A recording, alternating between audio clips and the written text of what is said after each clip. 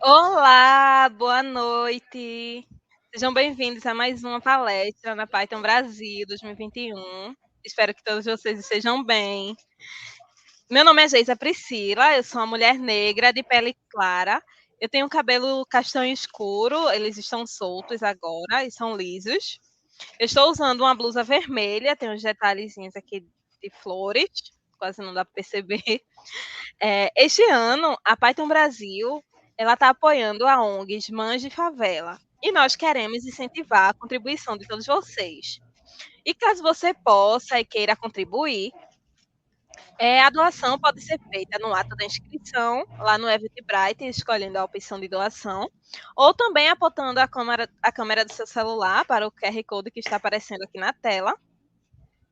E agora eu vou dar boas-vindas ao nosso palestrante, o Eric.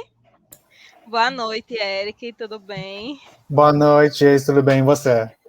Estou bem. Seja bem-vindo à palestra. Gente, o Eric, ele é Python Programmer e co-organizador da Grupal São Paulo.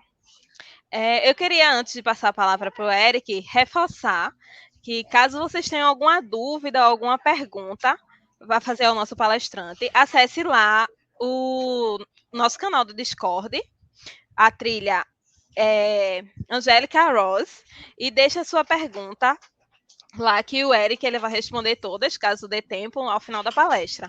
E caso você ainda não tenha realizado a sua inscrição, o link está aí na descrição do vídeo. É bem rapidinho, você se inscreve e tem acesso lá já direto ao nosso canal do Discord. E também eu quero convidar vocês a nos acompanhar pelas redes sociais, nos marcando com @Python Brasil e também marcando com a hashtag PYBR2021. Toda a programação do site está no site 2021.pythonbrasil.org.br, que também está aqui na descrição do vídeo. Então é isso, gente. Vamos ouvir agora a palestra com o Eric. Traga mais valor e qualidade em suas entregas e desenvolvimento. É isso. Boa palestra, Eric. Muito obrigado, Geisa. Então, primeiramente, a Geisa já deu um pouquinho de spoiler, né, da minha apresentação. Meu nome é Eric, eu sou um descendente asiático, né, como descrevendo, né, e atualmente eu trabalho com Python, especialmente com tecnologias como Django, Falcon e Flask, numa empresa chamada Pé de Pronto. E também eu sou um co-organizador do Grupo ISP aposentado, né, que eu brinco, né, que eu estou bastante na co-organização e ultimamente eu deixei de participar. Tá? Então, o primeiro ponto que eu queria levantar, quando a gente pensa em relação a valor, a gente acaba tendo diversos significados, né, para cada pessoa, a partir de suas experiências, o que você aprendeu ao longo do tempo. Então, nessa palestra, eu parei e refleti um pouco sobre o que é valor em si, né? Pesquisar um pouco mais sobre a visão de outras pessoas sobre esse assunto. Nisso, achei um vídeo muito interessante de um rapaz chamado Álvaro Choquer. Nele, ele é uma TED Talk, onde ele fala sobre o que é gerar valor. E o ponto interessante, ele comenta brevemente sobre as experiências dele, que ele passou durante muito tempo naquela vida de correria, trabalhando incessantemente, e chegou num ponto onde o filho dele conversou em um dia, perguntando para o pai, né, no caso o Álvaro, o que é valor, né? O que você faz, tanto que você fala que eu gero valor no dia a dia. E ele parou durante um bom tempo para refletir e encontrar qual resposta ele poderia dar para o seu filho.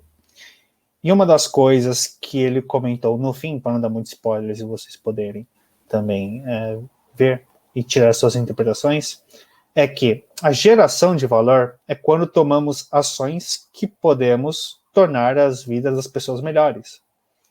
E quando a gente para e pensa, assim, tá, faz sentido.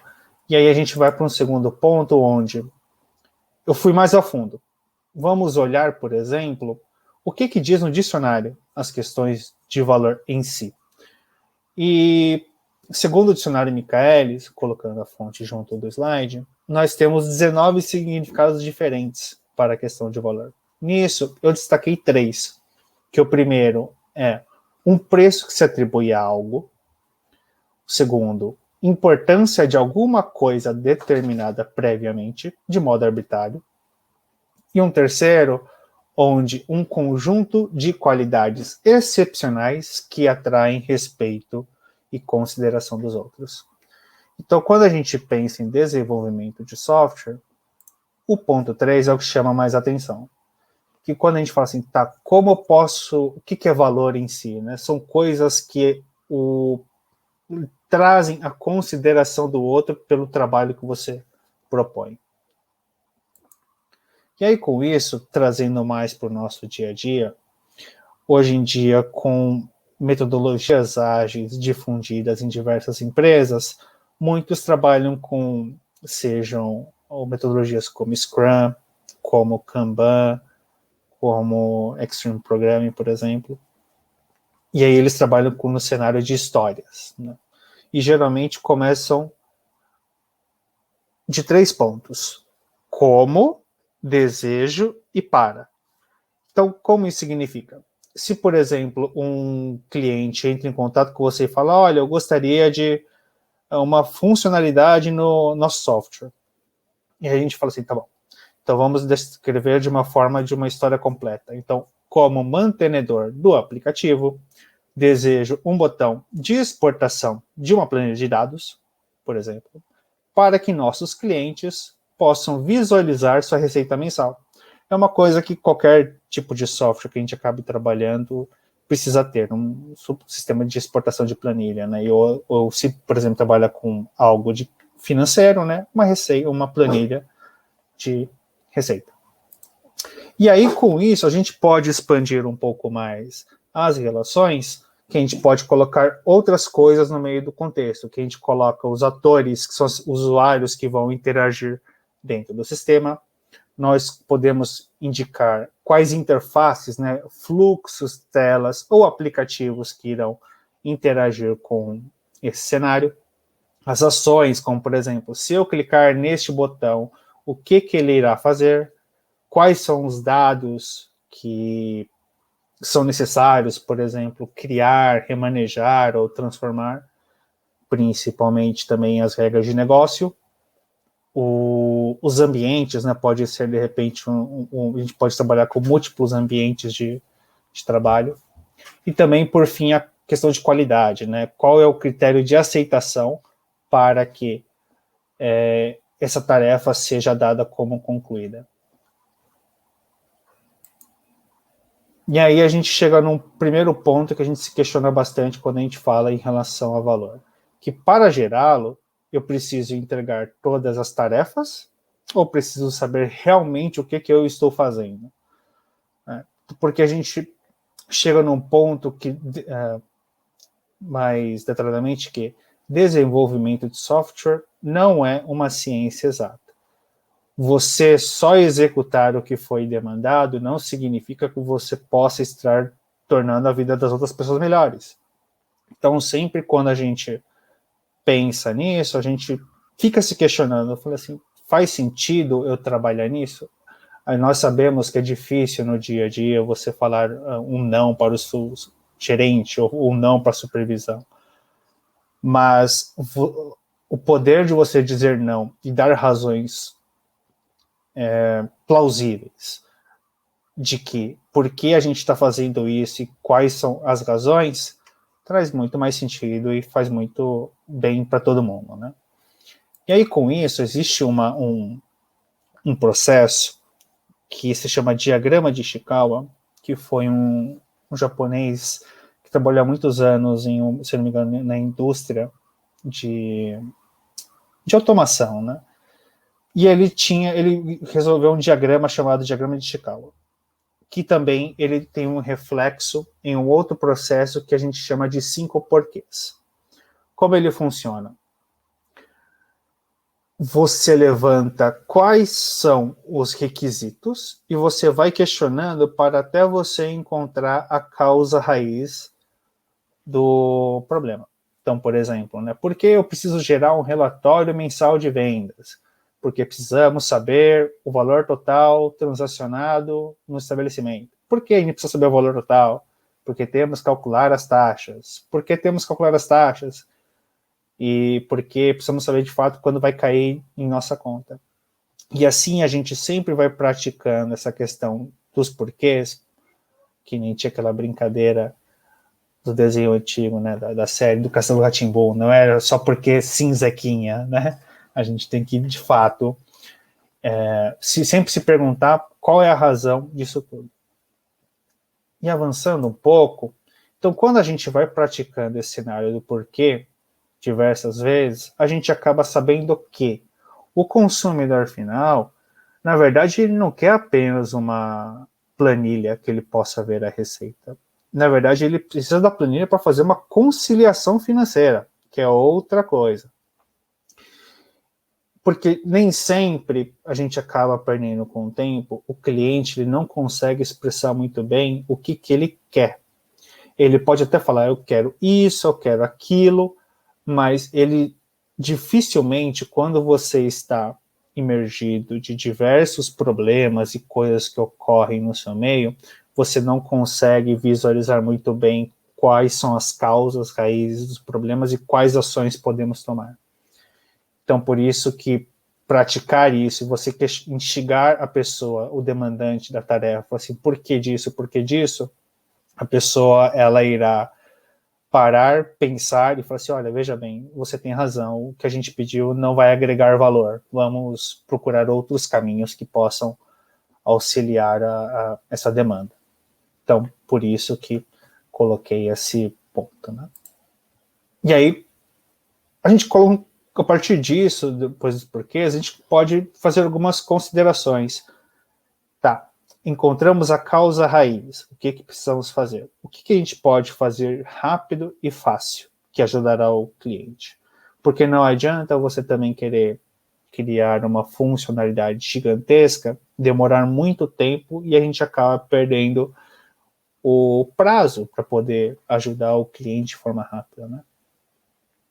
Tem umas questões no qual o cliente ele chega, olha, eu desejo um sistema gigante financeiro.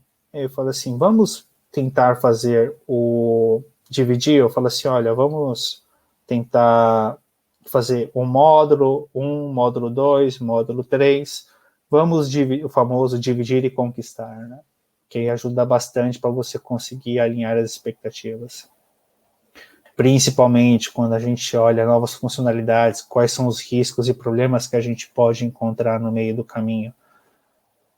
E além, por fim, não menos importante, que é um dos grandes desafios que nós temos no mercado de desenvolvimento, é estimativa de prazo ou racionalização do chute. Por quê?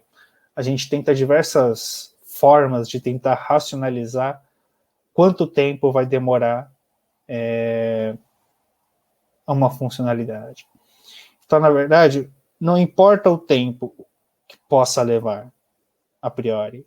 O importante é que a gente consiga gerar valor durante esse período, né? Seja por interações constantes, alinhamentos claros e assim por diante.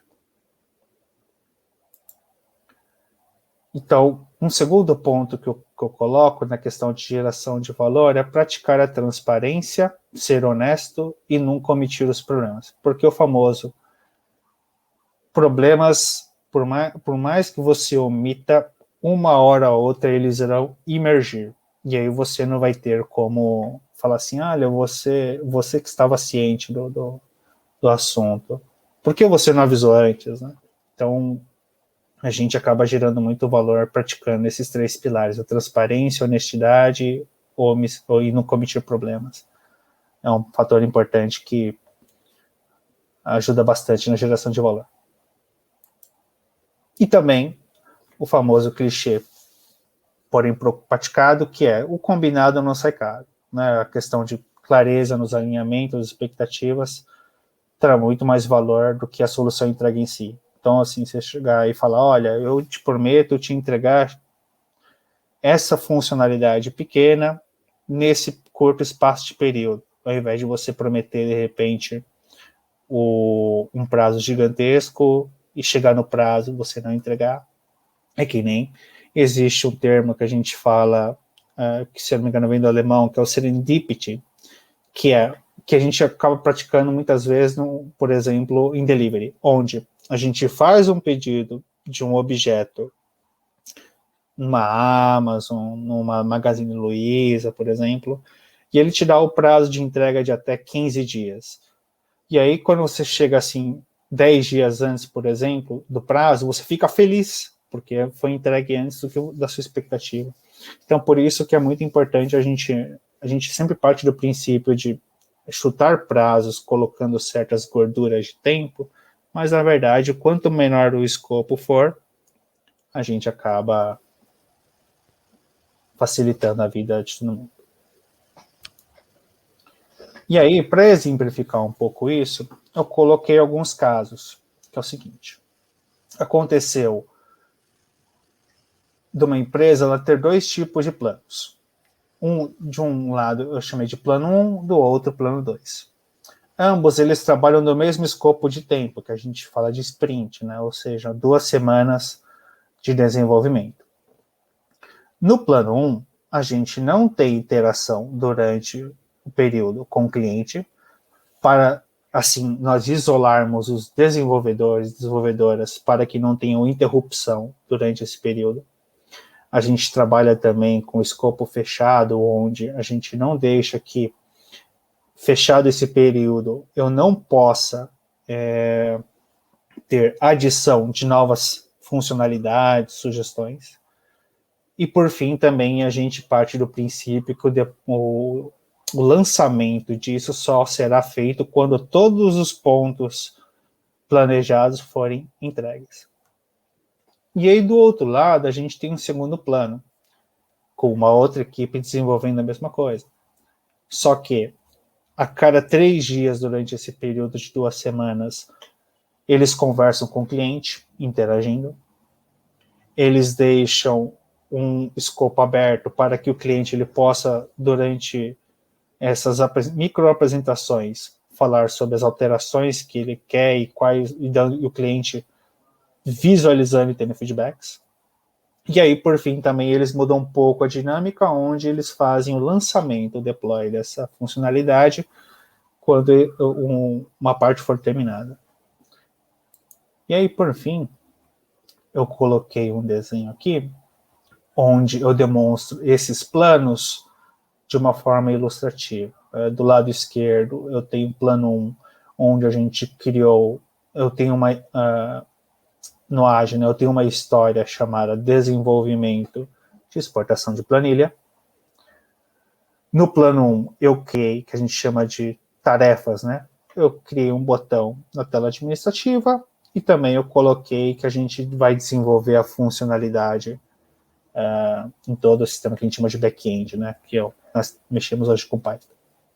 E do outro lado, nós temos um segundo plano, onde a gente quebra essas tarefas em coisas menores, como vamos, ao invés de fazer tudo de uma vez, vamos fazer a primeira parte só exportar a planilha. Num segundo passo, vamos fazer um desenvolvimento de cálculo de taxas. E no terceiro ponto, importante, até o cliente, através das iterações, ele fala, olha, vamos também colocar, eu quero que essa planilha seja compartilhada nas redes sociais, por exemplo, para os meus amigos, etc. e tal, para eles poderem acompanhar o andamento do projeto. E aí, após esse período, o que a gente nota, né? A partir dessas duas abordagens? O cliente, após a entrega, no plano 1, ele tinha diversos ajustes que não haviam sido previstos no primeiro momento do fechamento do escopo. Quando foi ver como houve esse período fechado, o que foi entregue não agregou nenhum valor para ele, porque não tornou a vida dele melhor. E levará também mais umas 2 semanas para conseguir que isso traga qualquer tipo de retorno. E a equipe de desenvolvimento acabou ficando frustrada porque correu para entregar tudo e nada será utilizado. Por outro lado, a partir do momento que a gente tem uma constante troca de interações com o cliente e alinhamento de escopo, no fim do período a gente tem apenas pequenos ajustes para serem feitos. No outro ponto, a solução já está em produção e sendo utilizada, mesmo que seja só a partir da exportação de planilha, seja, por exemplo, se for só o cálculo em si, apesar deles serem complementares, mas eles conseguem funcionar de formas isoladas. A equipe ficou feliz porque o trabalho acabou sendo usado pelo cliente, que é muito importante. Então, nesse ponto, quando a gente olha, esse desenho, ele explica muito bem o que pode ser. Tá? Não adianta eu entregar apenas uma roda para o cliente. Ele não vai conseguir se locomover apenas com uma roda. Agora, se a gente fizer entregas de formas gradativas, mas que sejam funcionais, vai valer muito mais a pena. Então, no desenho aqui, exemplificando, né, o desenho ele fala que não podemos fazer entregando uma, 2 rodas, ou apenas a roda, a carcaça, mas sim o motor. E aí, o que a gente fala de um desenvolvimento de software de forma evolutiva é, vamos entregar primeiro o skate, depois um patinete, uma bicicleta, uma moto, e assim por diante. Então, nesse caso, ao invés de desenvolvermos baseado nos requisitos, ou seja, apenas funções separadas, ou seja, entregar partes que só gerarão valor quando todos forem entregues, trabalhamos a partir de propósitos, ou seja, o cliente ele tem um propósito de se locomover. Não adianta apenas entregar coisas quebradas. Então, partimos do pressuposto que vamos entregar algo que traga um mínimo de valor para o consumidor. E aí, complementando, a gente falou sobre valor. Quando a gente pensa em algo relacionado à qualidade, no Michaelis existem 12 significados. Eu trouxe um que eu acho que cabe bastante no nosso contexto, que é: qualidade é o grau de perfeição, de precisão ou de conformidade a certo padrão. Ou seja, a gente espera, quando a gente fala de qualidade, a gente parte do pressuposto que nós temos um padrão pré-definido e a gente espera que esse padrão seja atendido ou, quiçá, seja superado. Que aí a gente fala assim, como a gente pode transformar isso em forma de software? Existem algumas coisas básicas, como, por exemplo, de forma técnica, testes automatizados unitários, garantindo que está sendo feito o que é esperado do software. Nós temos os testes de integração, garantindo que as funcionalidades essenciais permanecem funcionando. Muito importante, pois todo o código que nós colocamos no produto, ele tem um grande potencial de causar diversos problemas. Outro ponto também, dado que nós trabalhamos com Python, e em Python tudo é objeto, trabalharmos de forma como classes modularizadas, ou seja, trabalhando de forma modular ajuda na legibilidade e cada classe ela tem a sua responsabilidade única. Por quê? Quando a gente pensa em questão de qualidade, facilmente nos modelos que nós acabamos criando no código, a gente pode colocar uma classe, ela ter diversas funções, ela pode criar, ela pode exportar, ela pode transformar e assim por diante.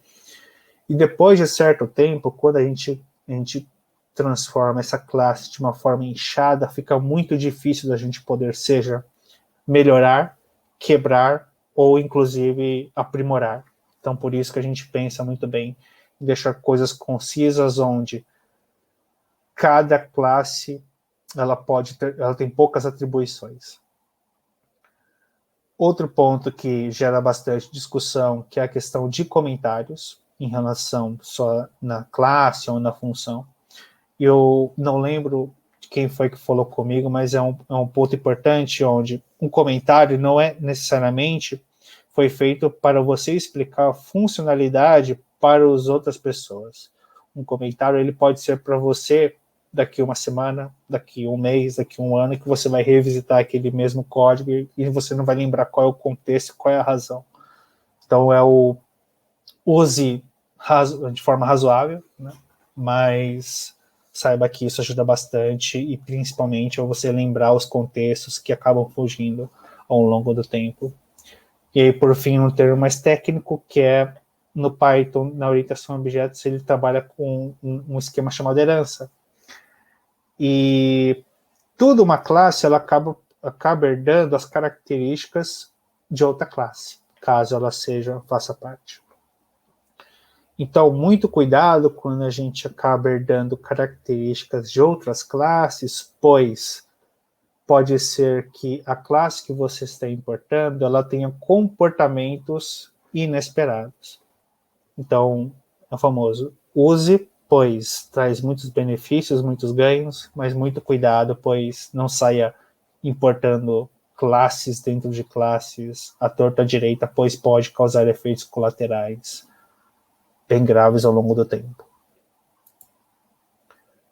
E aí, finalizando, nós temos a parte da entrega, onde, por exemplo, no dicionário, nós temos 9 significados. Desses, eu separei 3 que eu acho que faz muito sentido para nós, que é 1. O ato ou efeito de entregar. 2. Aquilo que foi entregue. E o 3, a transferência de posse ou de direito, ou seja, saiu de mim e foi entregue para o cliente. Então, quando a gente brinca e fala que não existe durante o desenvolvimento, só falta o deploy. A gente fala assim, agora terminei tudo, já fiz os testes, já fiz todo o desenvolvimento, agora só falta realizar o lançamento para o cliente. E aí você para e pensa, você tenta liberar essa funcionalidade para o cliente, você percebe que dá um monte de problema, você percebe que vai ter que mexer com um monte de coisa de infraestrutura. Então, fique ciente sempre que dentro da janela do escopo de prazos, o deploy ele é uma parte fundamental para a gente poder fazer o alinhamento. O segundo ponto que eu coloquei, que é entregue, é quando o seu cliente pode usar sem qualquer impedimento. Então não adianta eu falar assim, eu lancei a funcionalidade, agora o cliente se vira para poder descobrir como funciona, né? Então faz parte do escopo da entrega, que é treinamento, se caso, nesse exemplo que eu coloquei, um painel administrativo, né? Tem que ter uma certa documentação, uma apresentação, ou como, por exemplo, no mercado eles fazem na parte do front-end coisas muito boas quando há uma funcionalidade nova, ao você acessar o painel, você tem aqueles boxes, caixas, né, que saltam da tela e vão notificando para nós que, olha, você viu aqui que agora tem uma nova funcionalidade. Isso acaba ajudando bastante, seja para que aumente o engajamento do cliente na nova funcionalidade, como também para você poder realizar métricas de como está sendo usado e a performance. E, por fim, não menos importante, aquelas outras desculpas também que nós costumamos ouvir quando ainda falta algo para concluir o ciclo, do tipo, só falta revisar o pull request, só falta realizar um teste.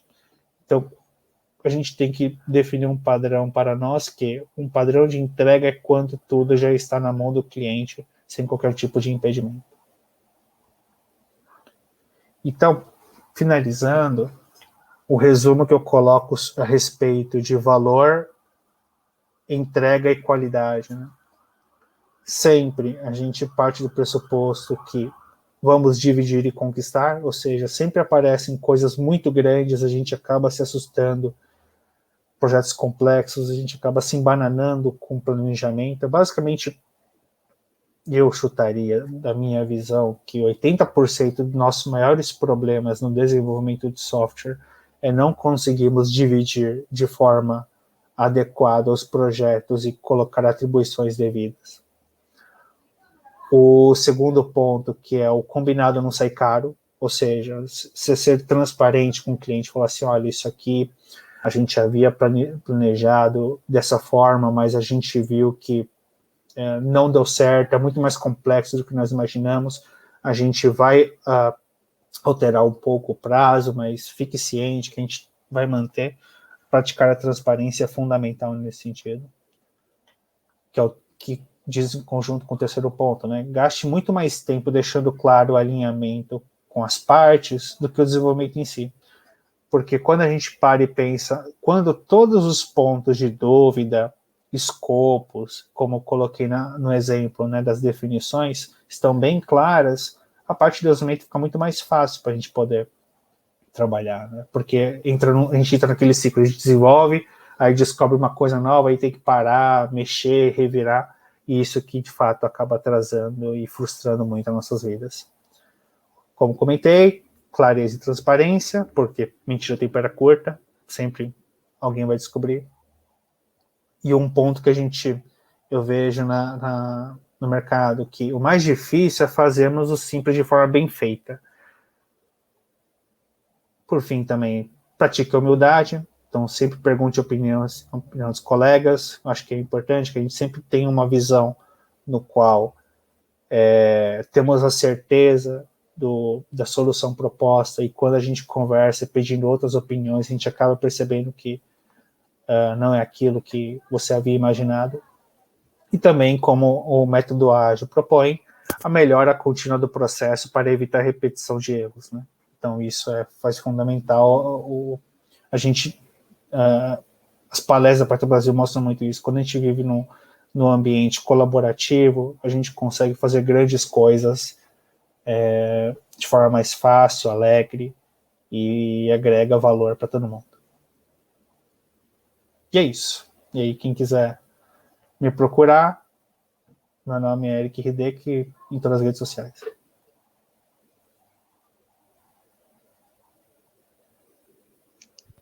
É isso, boa palestra, Eric, parabéns. Não é fácil, né? A gente seguir cada ponto desse. É importante, né? Esse trabalho em equipe para tudo sair de acordo com os conformes lá, tudo certinho, né? E a gente poder gerar valor nas nossas Sim, com entregas, certeza. entregar tudo certinho. Nós não temos perguntas aqui. O pessoal está só comentando aqui que a palestra foi boa, Que parabenizando. ótimo. E é isso. Queria deixar aqui, pessoal, um aviso. Se vocês têm alguma pergunta posteriormente para deixar ao Eric, vocês podem mandar lá no nosso canal do Discord, na trilha Angélica Ross, que ele vai responder tudinho a vocês. E é isso. Boa noite, pessoal. Sim, eu queria convidar vocês a assistir, né, também as palestras relâmpagos que vai ter no link do Keynote, que vai ser 7h50. Show de bola, não perco. As melhores palestras todas. São ótimas mesmo. É isso, parabéns, Eric. Boa noite, pessoal. Tchau, tchau. Muito obrigado.